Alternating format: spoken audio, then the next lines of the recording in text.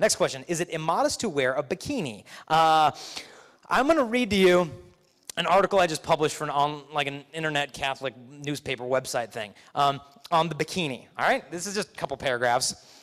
Study just came out, Princeton University. I'll just read it to you instead of summarizing. Male college students at Princeton University recently took part in research on how the male brain reacts to seeing people wearing various amounts of clothing.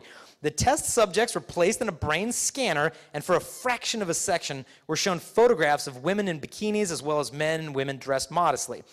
When the young men viewed the scantily clad women, the part of the brain associated with tool use lit up. Screwdriver, table saw, all that stuff. Even though some of the images were shown for as little as 0.2 of a second, the most easily remembered photographs are of bikini-clad women whose heads were cropped off the photos. The purpose of the research, according to Susan Fisk, professor of psychology at Princeton University, was to examine ways in which people view others as a means to an end. The researchers also discovered that when some of the men viewed these scantily clad females, the men's medial prefrontal cortex, part of your brain, was deactivated. It's actually turned off, a part of our brain. This is the region of the brain associated with analyzing a person's thoughts, intentions, and feelings.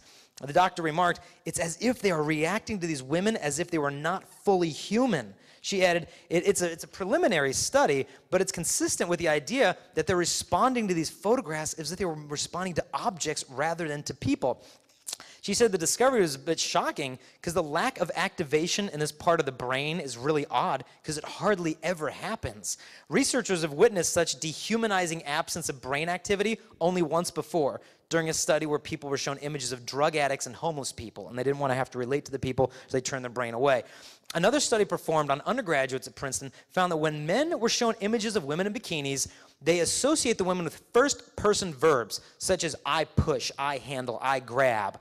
When shown images of modestly dressed women, the men associated the images with the third-person forms of the verbs, such as she pushes, she handles, she grabs, she's in control, basically.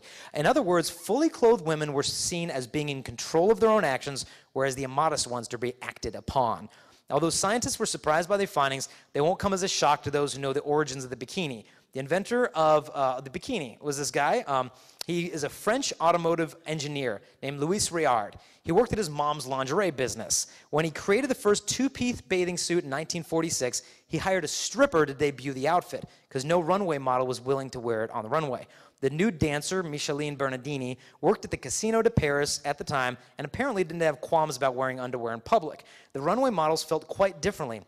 Over a half-century ago, these French models took for granted today's scientists from Princeton find surprising. When a girl wears a bikini, from a guy's perspective, I'm not talking about fashion, or guy's perspective, it's the same amount of clothing as just wearing nothing but underwear. If a guy were to walk into a locker room with a bunch of high school girls in their underwear, you would scream, ah! You would throw your towel on, run over. But then you're on the beach, you're wearing the exact same amount of fabric, but you're completely comfortable.